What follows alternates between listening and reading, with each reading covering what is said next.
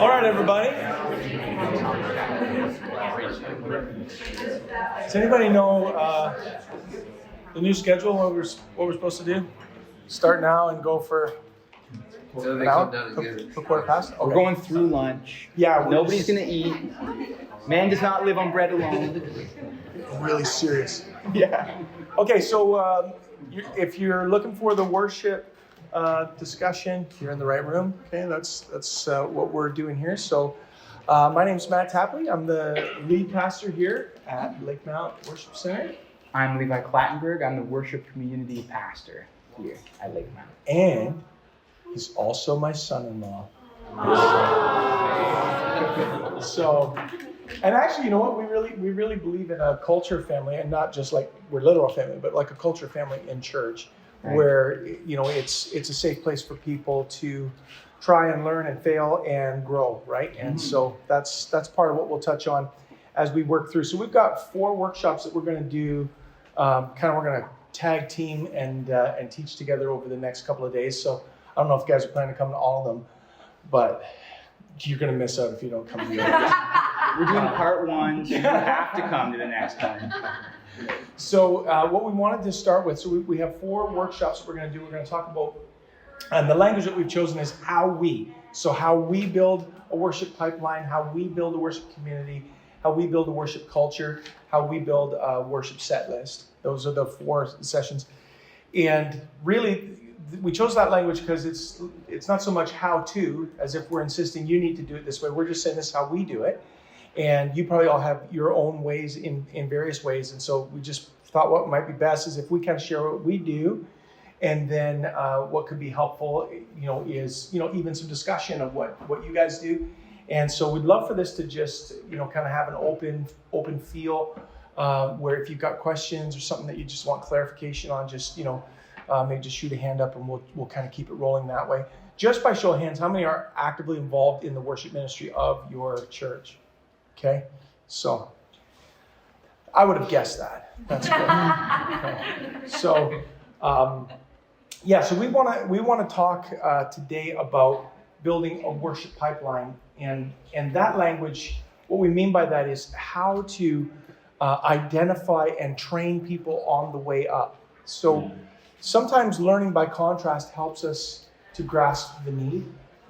The contrast, if you don't have a pipeline, is you end up maybe with really talented people who really gel well together, who are excellent at leading worship. And then what happens is they get hit by a bus or something, and all of a sudden it's like everything grinds to a halt. The culture of worship in the church is really hubbed around a few hand-select individuals.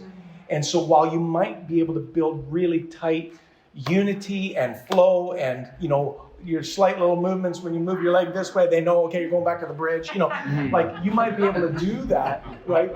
But the challenge becomes when people move on, when something happens, if you have to deal with a character issue, you can end up in somewhat of an emergency. Right. And so just illustratively, there's a church in our area that reached out to us 3 months ago, Totally. something like that. And the pastor reached out, and literally their worship guy got hit by a bus, literally. And so he survived. He's like in the 6-month repair time, and it was basically asking if we could help send some worship teams to them because they had no one. And so it was like no one, so we had a twofold conversation. Yes, of course we'll help, but secondly, we also want to help you with the big picture. You don't have anyone, and so it's like if we don't send a team, they literally turn on YouTube. Wow. And so as a church, they're going from having a steady worship leader to either YouTube or guests from Lake Mount. And so the need for pipeline, right, is so that we're constantly building and working. So we got lots that we want to teach on that. So we're going to kind of go back and forth. But again, just the illustration of understanding how it's so important to have depth And we'll talk through some of the ideals of that and whatever, but just again, kind of what we do. So Yeah. Levi, it's your turn. We're going to do this every time, too. Every time. No, I just want to add before we dive right in that I also don't feel like it's healthy to be like on every Sunday, right? Like, I don't think that's healthy for anybody. It's good for people to also be able to receive and to participate or even serve in different areas. Like, we have a worship leader here who said the best thing for her worship leading, and probably for her as a person, was just get serving in connections. So she's meeting people every week, so she's actually getting to get to know the people in that congregation, and her worship is like coming out of a heart of love for these people and for this congregation. She actually said that. She was like, how did I think I could lead these people before when I didn't really know anybody? Right. I was just a platform person, but when she's shaking hands at the door and all that kind of stuff, it was like it did something in her heart. She actually went through our internship, and we kind of set platform ministry to the side as a first phase of internship. And so that being on the altar actually did something really good in her heart as a worship leader. Totally. The other thing that I think, just while we're preambling, Yeah. is I think sometimes we feel like if we're on staff or if we have a title or someone said you're the worship leader, the worship pastor, whatever that title might be. Sometimes I think we might feel like we have to prove that we're earning our keep by doing it. Right. And so one of our philosophies across the board in our church leadership culture is you don't have to do everything, you just have to get everything done. And there's a difference. Right. You don't have to do everything, but you have to get everything done. If you're responsible, it has to get done.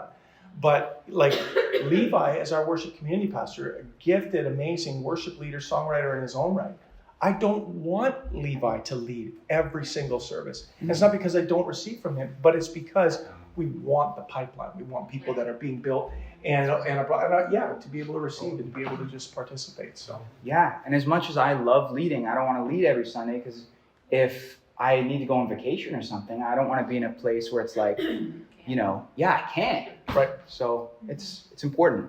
Let's do it. Okay. So how we build, if you're taking notes, it's how we build a worship pipeline. And I did this so you could see my pipes.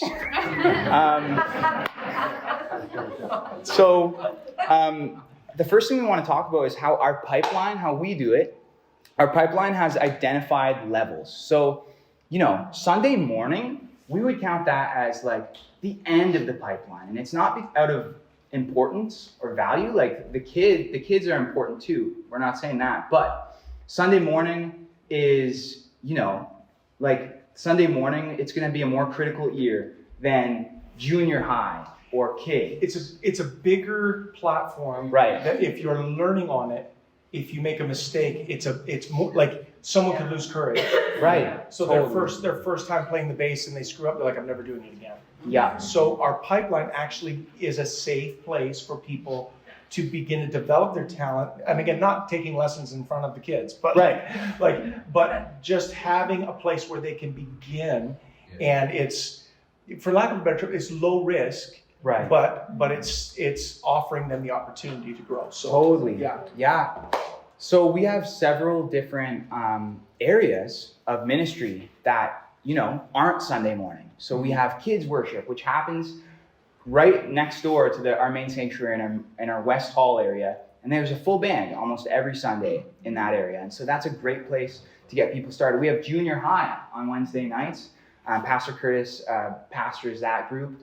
And there's a full band, junior high. We have Monday nights, which is young adults. We have Trax on Wednesday nights as well, simultaneously as junior high, but in a different room where adults just come to get discipled and just go deeper in the Word. And we have worship then. So we have usually one worship leader with a guitar.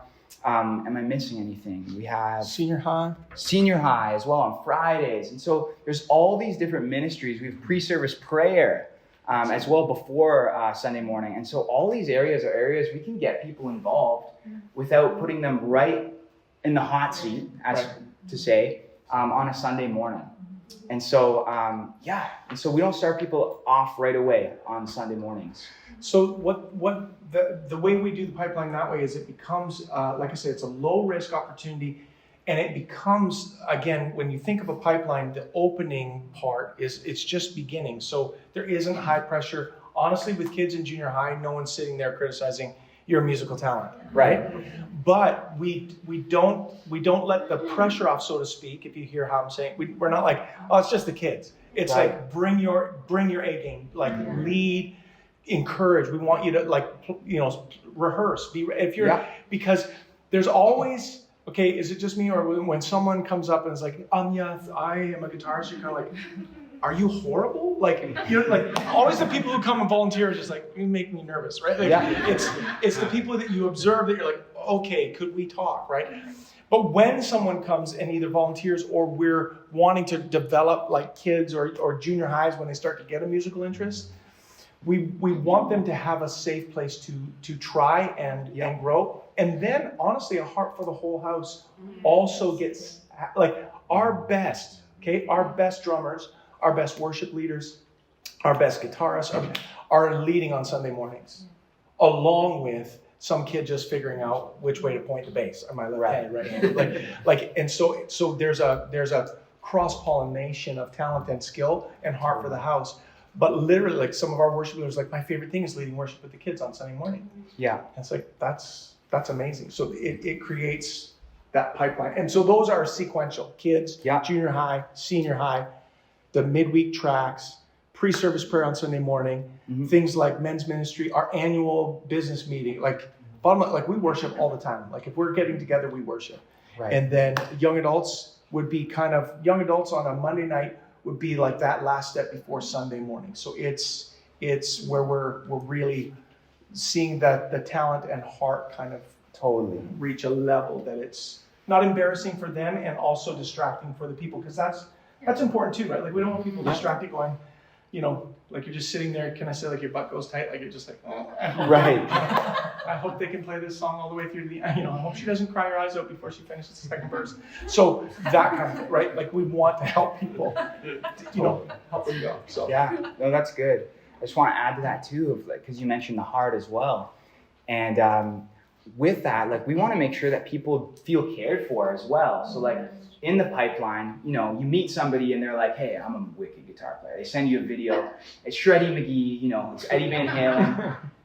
And, we're just like, yeah, come on up, play next Sunday. We're not actually getting to know them. We're not expressing any value for who they are. We're just expressing, you do good stuff. We want you to do good stuff for us.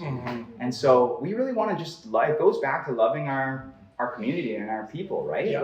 We don't want to be that playing gong. We want to truly, love the people that are in our teams. Yeah. And so, which do you want to go to the next one? Yeah. Okay, so we don't have an A team. So again, it's just how we do it. We don't have an A team, B team, C team. We don't put people together and go, this is our best team, this is our second best team, right? Third best team. Because, just philosophically, everybody knows it. Yeah.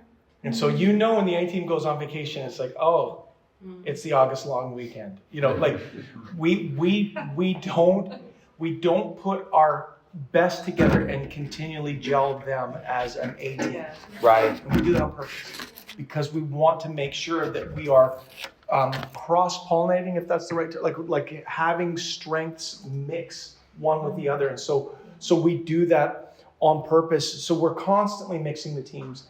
And, by God's grace, we've got a lot of people in our worship community. And I think we could literally just point to drummer, bass player, keyboardist, singers, and it would work because everybody has at some point all played together. It's not what I'm saying is we don't tolerate them. I don't want to lead with her. Right. We just that's not okay. I don't want to play with him. I can't. We don't have a culture of kind of favorites and picks, and where we identify that, we'll speak to it because it's really important that we are blending and mixing. If I can just throw some scripture at you, seeing as we're at a Bible conference. 1 Chronicles 25, verse 6 to 8 says this: all these men were under the supervision of their fathers for the music of the temple of the Lord, with cymbals, lyres, and harps for the ministry at the house of God. Asaph, Jeduthun, and Heman were under the supervision of the king. Verse 7, along with their relatives, all of them trained and skilled in music for the Lord. They number 288. Young and old alike, teacher as well as student, cast lots for their duties. Meaning, in the tabernacle of David, it wasn't the A team goes on Sundays, right? And then it's B team at 2 a.m. on Fridays. But there's this casting of the lots, meaning we don't platform talent for talent's sake, but that we want to cultivate heart of worship. And so that may sound risky. And again, feel free to just like fire questions or anything like that. But that might sound risky. We're intentional. So Levi and I together, and actually now Levi's been here a good long, got this philosophy and understanding. So he's putting schedules together and just like, how's this look? But we sat together for a long time looking at schedules. There's a philosophy of we schedule on purpose. So we pair instruments that build each other. So what I mean is, so if we have a new or a weaker bass player, we put them with a strong drummer. Yeah, that's good. Right? Yeah. Because that bass player, if they're coming into their Sunday morning experience and they're a bit weaker, we want someone who is just keeps you honest. They're a human metronome. You're right. And they're easy to lock. Their kick is consistent. And that bass player can lock in and, okay, I know what I'm doing, right? Right. And the reverse is also true. If we have a new or weaker drummer, we make sure we've got a rock solid bass player because those two are going to complement. If we have a new or weaker rhythm guitar, we make sure there's someone strong on keys. Right. Vice versa. If there's someone that's strong on keys or weak on keys, whatever, I said the opposite of that. You know what I'm saying? Okay. Then when it comes to lead guitar, we just practice a lot and take a risk. Right?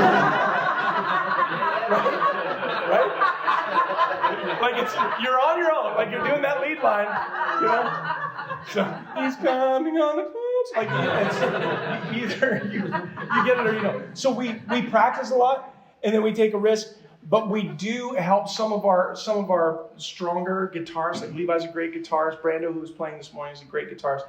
We help some of the developing guitarists who we start them out before they go to lead. They're on rhythm, right? They're just learning to sit in the pocket with the band.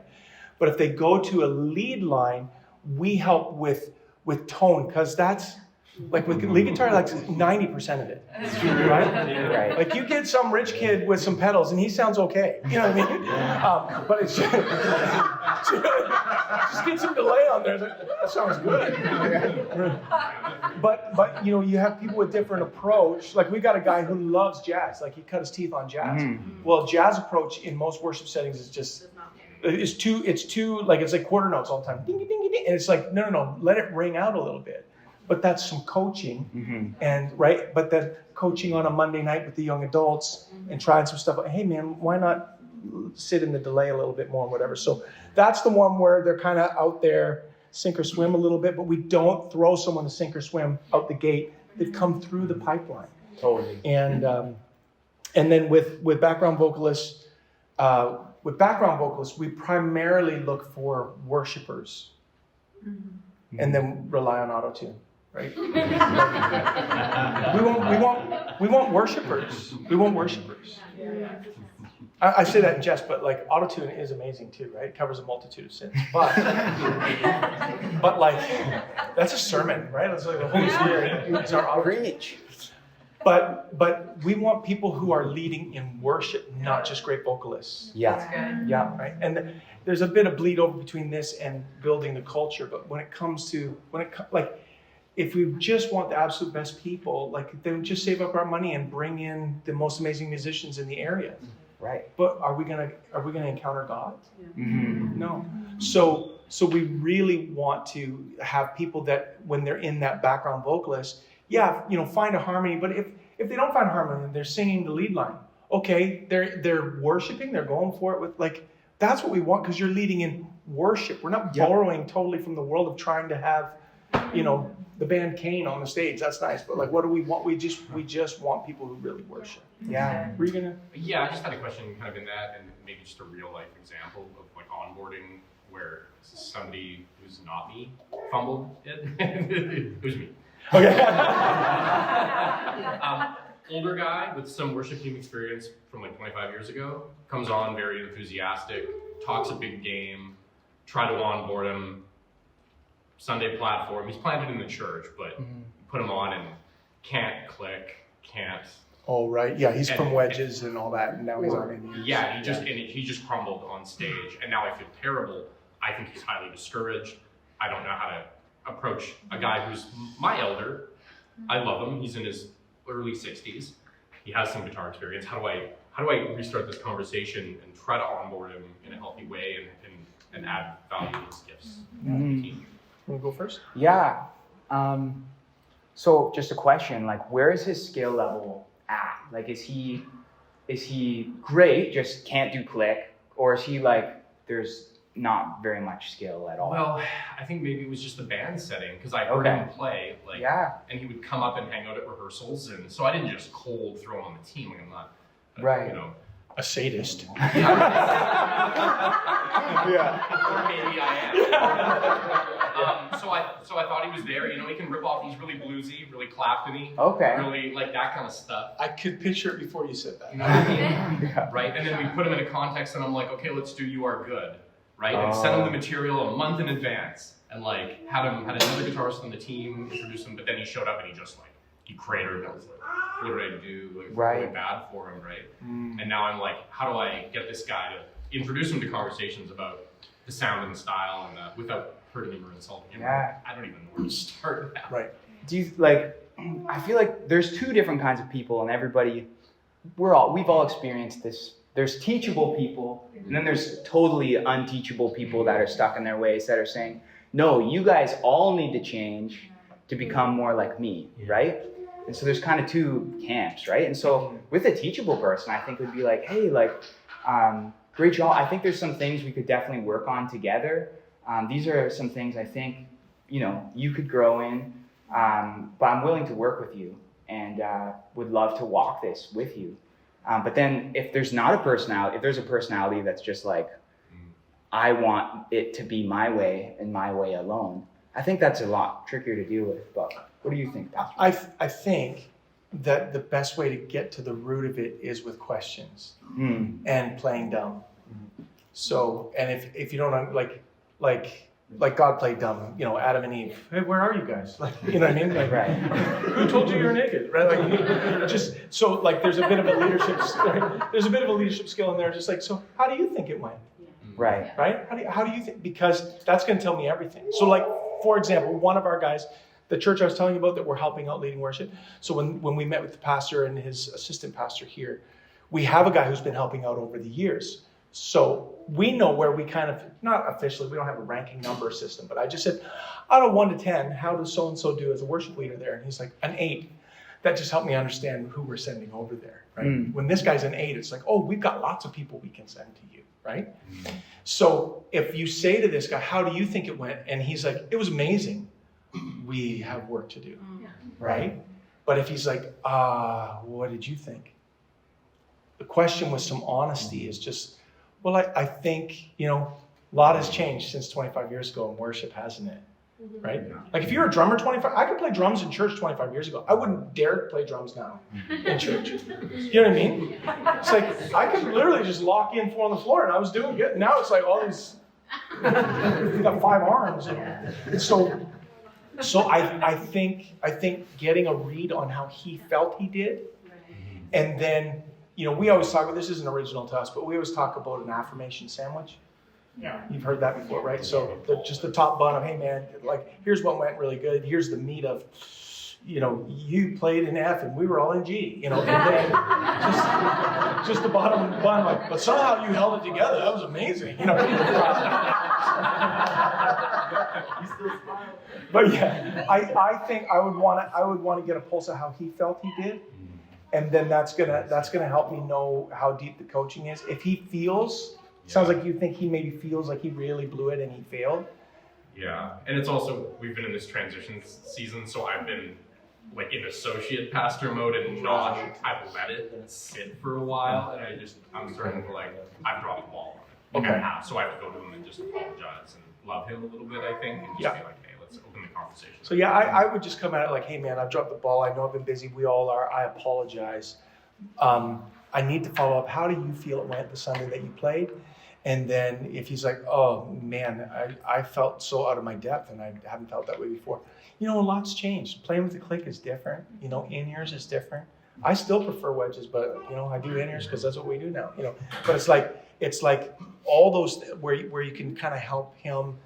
And then I think honestly, maybe what might be good is if you could come and help out with the youth on a Friday night or that kind of, right? Pipeline is amazing at that because someone who still wants to serve, they can find a way to do it and improve their chops while serving because it's different in my bedroom than it is with, 50 kids in the youth room, right? Right. So like all of it is progressive.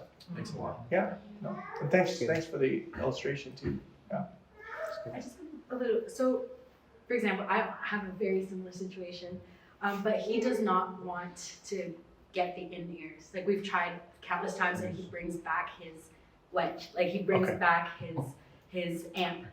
And we're like, dude, we're using in-ears, we're trying. And he's like, no, it's not good. It's not good. Right. And so, but like my opinion is, well, not opinion, but like, I feel like if you're not one with the team, then you can't be with the team. That's right. Right?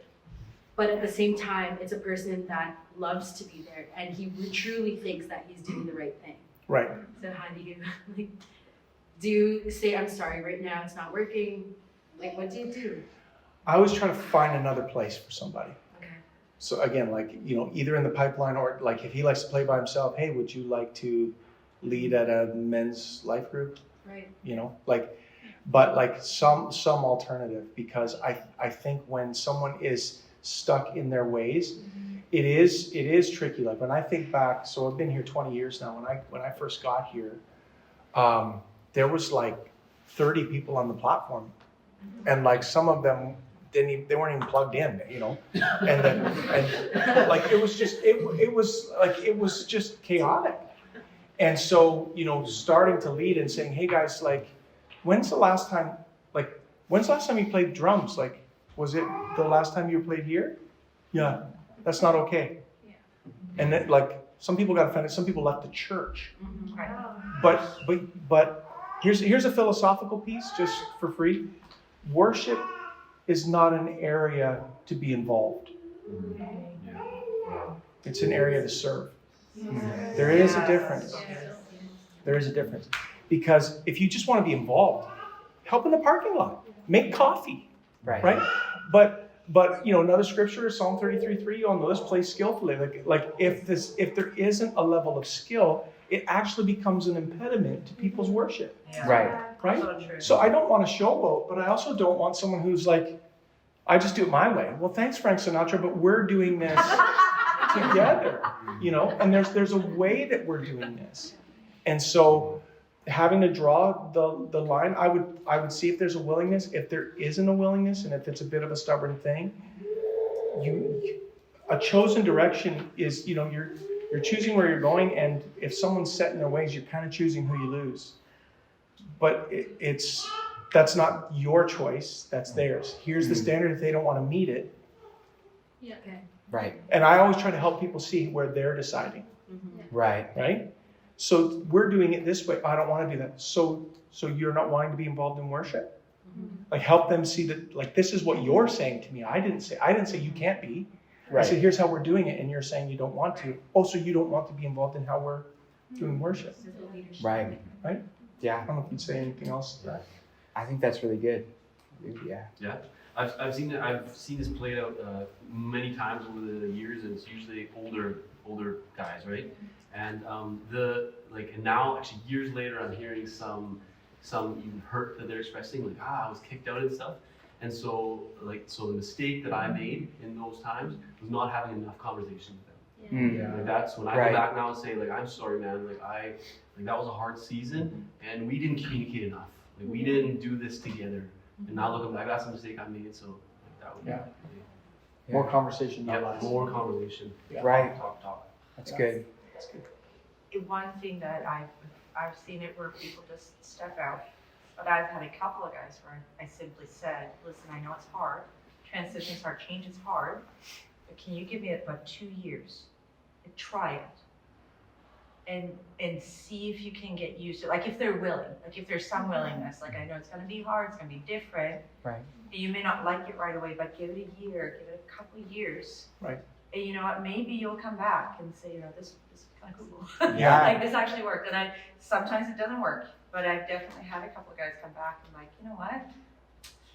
I really didn't like it at first, but it's actually really good. Yeah. Like, so sometimes you have to let them see that it may not happen over 2 months or 4 months. Like you may, but if you have the heart of the church, if you have the heart of certain people, if you have the heart of the team, Right. and if you're willing to go on a journey, I'm willing to journey with you, as long as you work with me in the process. Yeah. Yeah. And have to be willing to step out if this doesn't work. Yeah. Right. But, It's true. sometimes you have to look at the longevity of things. That's what I've learned. Sometimes it just doesn't work. And like, That's they right. just. But I think if you say to people like, I'm willing to go on a journey with you, if you're willing to go on a journey with us, Mm-hmm. and you gotta be willing to take some steps that might be really uncomfortable for you. Yeah. Right.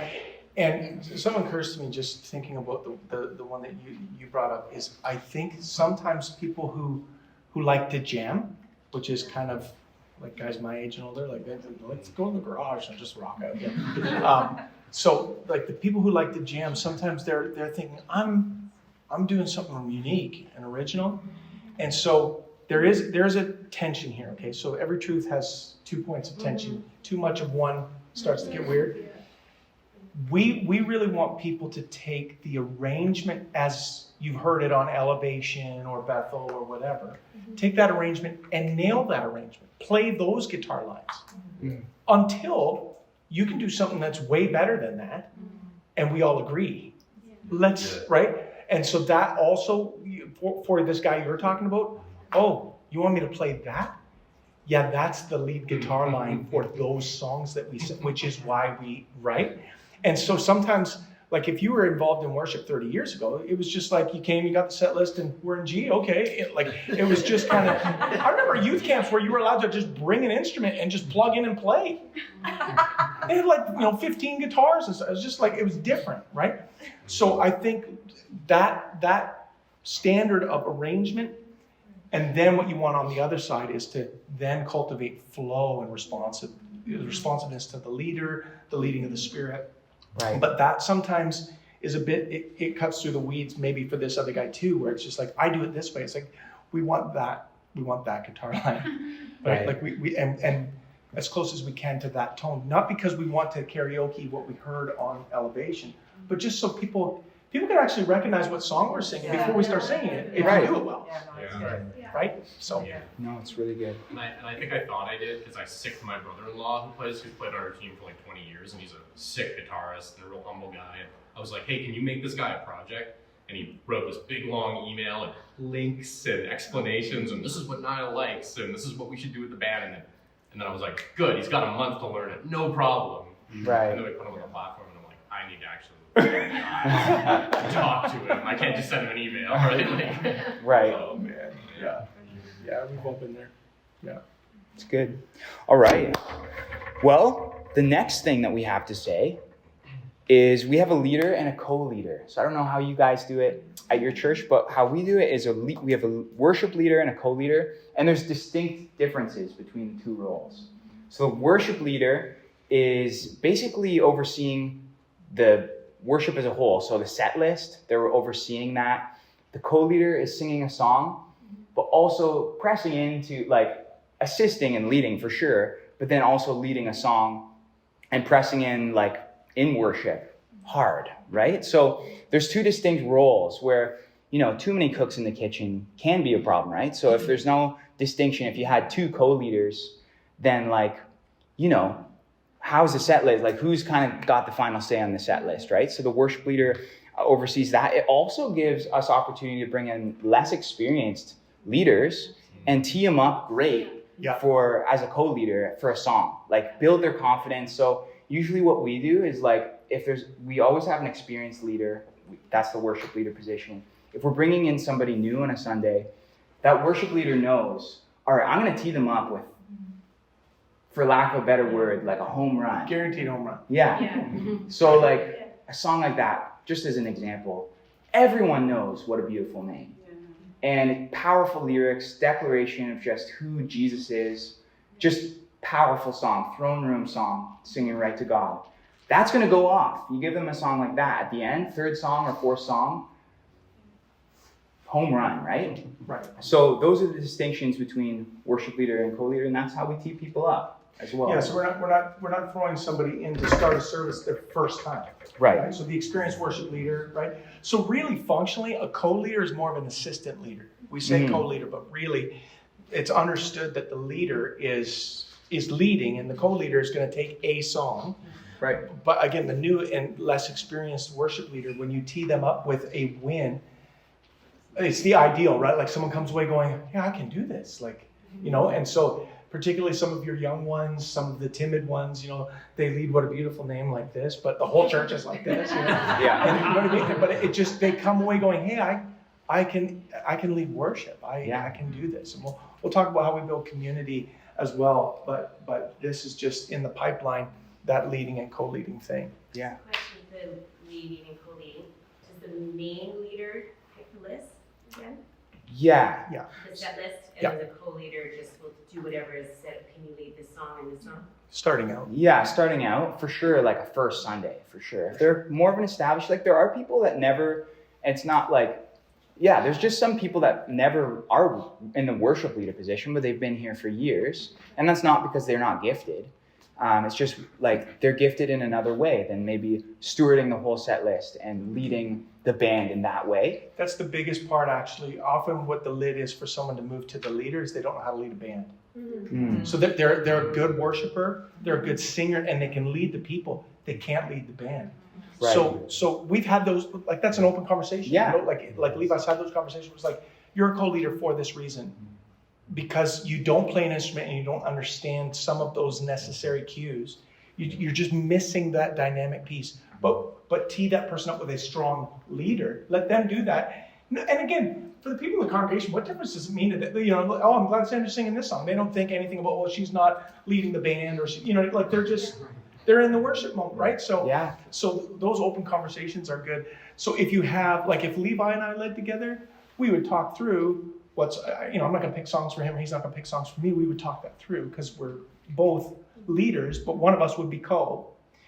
But someone starting out, often it's picking for them. Okay, thank you. Yeah. Totally. Yeah, so just to add to that too, like, so with an experienced co-leader, and then of course the experienced worship leader, often the worship leader will say, hey, are there any songs that you've been, that you just have been loving lately? Would you like to send me 3 or 4 songs? And then they kind of go from the list, build a list from that. So that's how it's often done. Yeah, so that's part of our, we have another question. Sorry, just so I understand. So co-leader is like a position that someone can stay in. It's not like they're always becoming the worship leader. Right. Yeah. That's like its actual position. Some people can level out there, and again, I would say probably 100% of the time that would be just because of an inability to lead the band.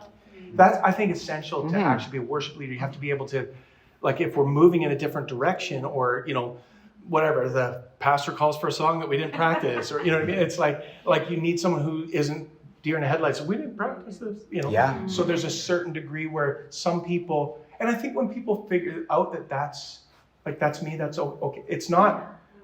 We really try not to make it like a brass ring. Like you're serving everywhere, and so, and a co-leader on a Sunday might like lead amazing at youth on Friday or young adults, and so they still get leadership opportunities. But it's just that is kind of a leveling out space, and I think we all understand like what we're saying about the reasoning for that. Does your like worship leader double as your MD, or is that a separate position? Separate positions, but the MD, how we do it is the MD is more supporting where the worship leader is feeling to go. Yeah. So the MD is not, like I've been to churches where I've been asked to lead there, and the MD is telling me what to do, right? Yeah. And so that's not how we do. That's not how we do. So the in-ears come out.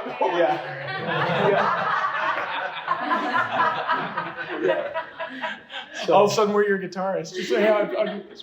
Yeah. But no, and of course it's fine if I'm going somewhere, like I'm gonna submit to how they do things, but that's just not how we do it here. So yeah. So moving, is there any more questions on that? Who is usually the MD? Is it the keys, the guitarist? Who's usually the MD? Yeah, so it does change depending on who's there. Brandon's a great MD. He was there this morning. He was on guitar at the front. Yeah. This morning. I was MDing this morning, so that's 2 guitar players at MD. Curtis, who's on the drums. Amazing MD. He does it from the drums. That's insane. Yeah, totally. We've got bass players, MD. Yeah, we've totally. So it's not like a one, this is my MD. no, that mic moves. Okay. Yeah, we've never had a BGV MD. That would be interesting, but Yeah. They just keep going to the stop mark. yeah. But our MDs work the Nashville system, right? So they're just like if they're going, so they'll just call out. So what song? I think last night Gabby went with Worthy of "Make It Me a All. Blessing, Make Me an Offering," right? And so yeah, you're just calling out chords, like kind of guessing Totally. too, because we haven't done that song. It was like, I think this is where it's going, right? But at least if we all go together, we all make the same mistake. Totally. Yeah, and Brandon's got perfect pitch, so that helps. Yeah, that doesn't hurt. Yeah. Can you talk about how you identify and train your MDs? Yeah. So the pipeline, that is a huge part of it. So like young adults, so we have people trying it out and just working on it at a young adult service or at a youth service. Like, so that's how that happens. We also, I feel like a lot of people have just learned from, this is actually a huge part of how we've done things, is people have learned just from seeing the experienced people do it. So Brandon is an amazing MD. There's people, so Jacob was on guitar yesterday. He's learning a lot just from listening how Brandon's doing it. And then he's trying it out on young adults or something like that. So that's a huge part of how we train. We also, we're doing these excellence nights, we call them. And that's helping them. That's learn in the one of our Nashville. other sessions. Yeah, it's in one of our other sessions. But you asked, so you're getting it.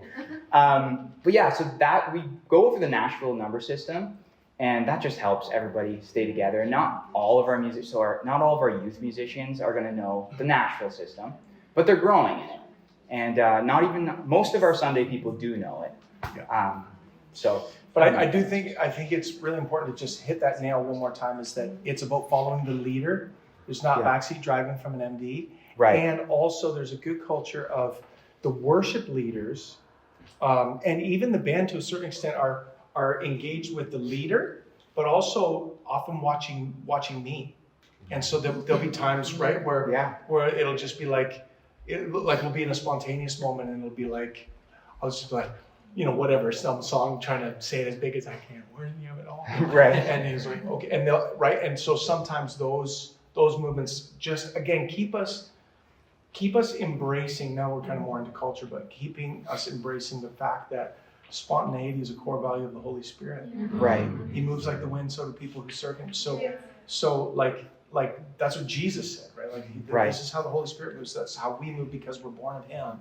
So when we feel like one of the things I love about MFI, people say, well, what do you love about the MFI group? And it's like, I feel like when someone from MFI says we had a great service yesterday, I know what you mean. Yeah. You know what I mean? Like some places they say we had a good service, and I don't know what you mean. Like, we nailed it. The lights came on perfect in the smoke machine. But I feel like what we mean is, like, God moved. We touched God in worship. Yeah. There was response to the word. And so part of that is learning how to move with the leading of the Spirit off the page of where maybe we rehearse something. And so MDs can really help that, especially if the leader isn't playing an instrument. Yeah. And, we're going into a different chord pattern or that kind of thing.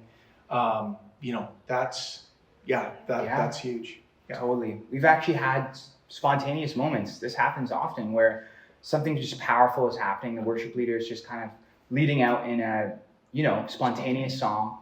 And the MD will start to call some different chords. And something just happens in the room. Something just lifts. Because people know, hey, we're not just singing the song. We're not just singing What a Beautiful Name. Sometimes that's confusing, right? Yeah. go off the page, but you're still playing the same chords, people are like, are we singing, are we not? And those moments, if an MD calls different chords, it's like, boom, we're in a new place now, right? And we have that, Yeah. like, even on the list is sometimes we'll know, like, if we've got like, another song listed there, we're not singing it. We're Yeah. going into that chord pattern because something happens in worship when people feel like, is she going to start leading the verse again? Is that why we're playing? Like, people Right. have this feeling like something. But when you go somewhere else and they're singing a spontaneous song, it's like, oh, that's what we're doing. Yeah. And that's part of leading, right? And so having the team ready to flow like that is Yeah. huge. We'll get there in our other session. Yeah. So another thing to kind of just tag on the pipeline. So for younger kids and J-High kids, something we've just recently started doing is J-High, Wednesday night, super low pressure. We've had one student specifically, and we're getting more involved, is they've been coming and just playing during rehearsal. So they'll shadow so that he's a drummer. He'll shadow our drummer that's on, and he'll just play along in rehearsal quietly, and the drummer will be giving him tips. But it's just a low pressure, and he knows he's not going to play in the service, but he's just literally just learning how to keep time. He's just a kid, but like he has a heart of worship already, and so that's one of the ways that we're growing our pipeline. Yeah. Also, when it comes to pipeline, we don't make any promises about promotion, which I think kind of goes to your question, like, oh, like, so you're not climbing all the way to be the leader. Right. I don't think anyone would, if someone said, who's the worship leader at Lake Mountain, no one would have an answer because there's so many, right? And so it isn't like this ring to lay hold of, like, that's the worship leader, right? They would know who the worship community pastor is, they would know, right? But there's leadership is shared. And so I think even that keeps it from being this sense of arrival, like, I'm the top cheese because I get to sing, 9 out of 10 weeks. Right. So I think that's big. So we don't make any promises about promotion. The stuff that we're sharing in this session isn't something advertised. Like, we're not saying to somebody, hey, work your way through kids in junior high. And we don't say, like, that's an internal reality. Yeah. We're not like advertising it that way. So if someone presents themselves wanting to get involved in worship, we start them in the opening. Mm-hmm. And so again, like someone who 25 years ago was super involved in worship, if we're like, could you help with kids? And like, if they're kind of like, kids, it's not a test, but Right. kind of, Yeah. right? Like kind of, like where it's like, do you know who I am? And like it's like, yeah, like there's a bunch of kids who like love to worship, and we don't want, again, this is more philosophical. We don't want kids to go from kids ministry to junior high to senior high to Sunday, and it'd be like, what the heck is this? Right. Yeah. Like we want our culture to be in our kids. Yeah. Totally. And so that doesn't happen by accident. It happens on purpose. And so we're worshiping together, and we're teaching the word together, and we're praying together, and we're doing that at every stage, so that it's not like, oh, well, kids ministry was fun and candy, and now I have to sit here. Like, so we're right bringing them along. And so the idea of having people, get plugged into the pipeline. Like I said, one of the really cool side benefits is some of our best, I would say literally, I think all of our best people rotate through kids and junior high. Like no one is above it. Like, I got scheduled for J High or whatever. And it's also, again, part of how that pipeline is growing. Let's just say a level of musicianship here, when you've got our best drummer in the church is playing with the kids.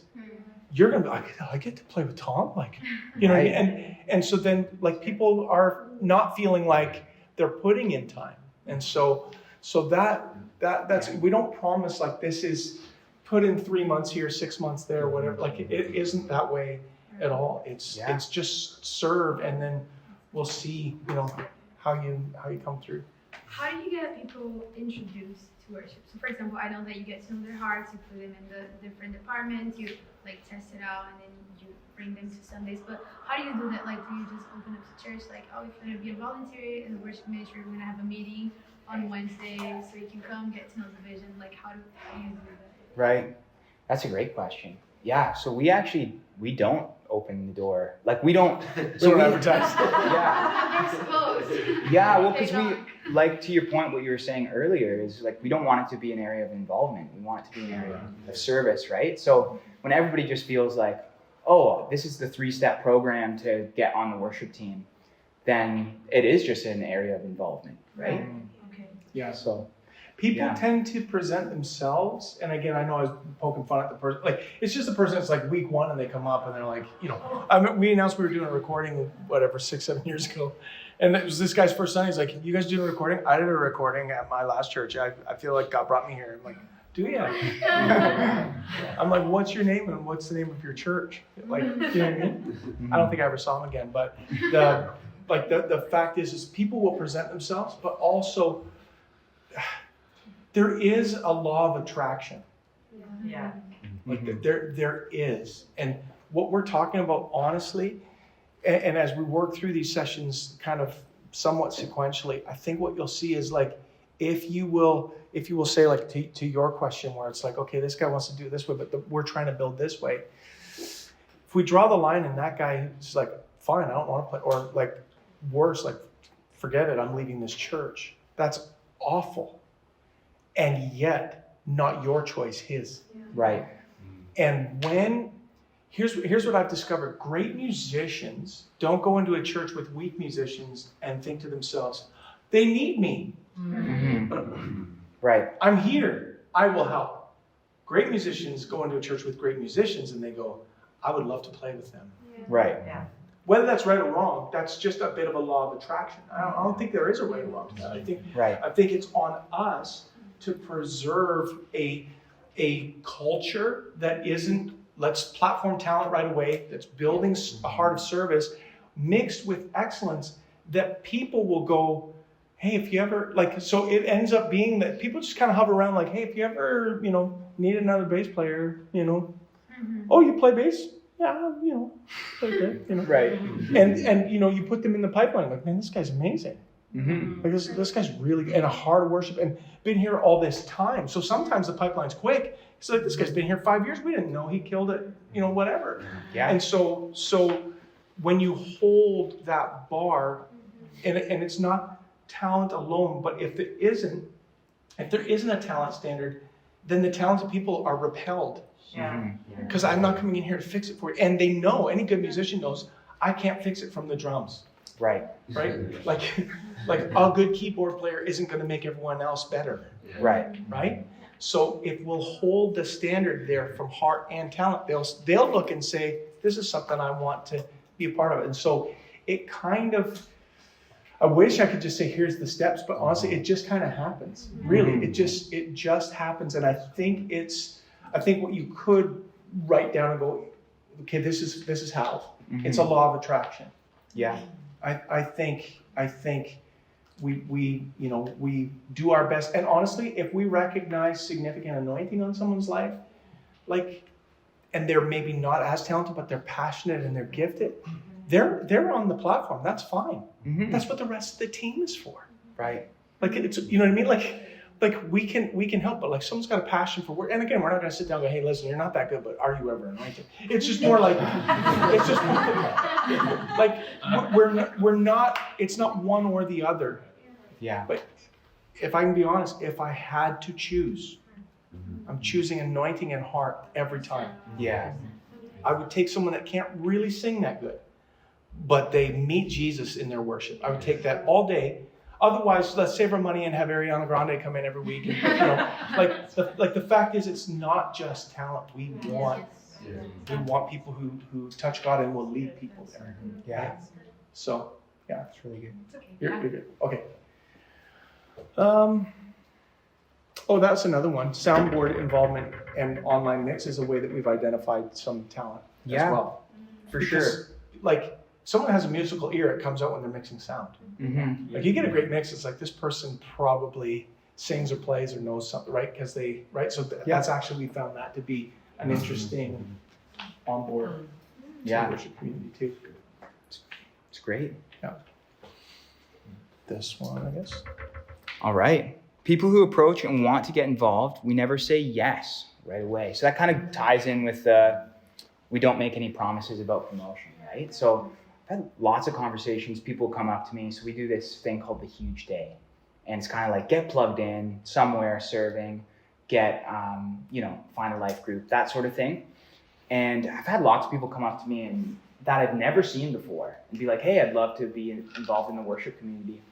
And like what we've chatted about and what I'll say to them is like there is no 3-step program, but we just want to get to know you before we even have that conversation. And so basically it's like, get involved somewhere else and we can get to know you. And sound is a great way that we can, it's not platform, it's not platform at all, but like we can get to know them as people as well. Right. And so, yeah.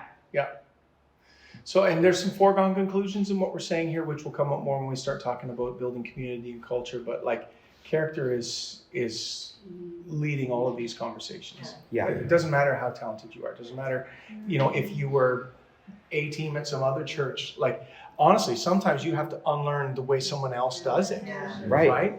Because like here we want to flow, we want to, you know what I mean? Yeah. Or you might be A team there, but they look the other way on the fact that you're, hung over when you show up on Sunday morning. Well, we're not looking the other way. Like you're not leading our people. That's, you know what I mean? And so I guess we're done. Yeah.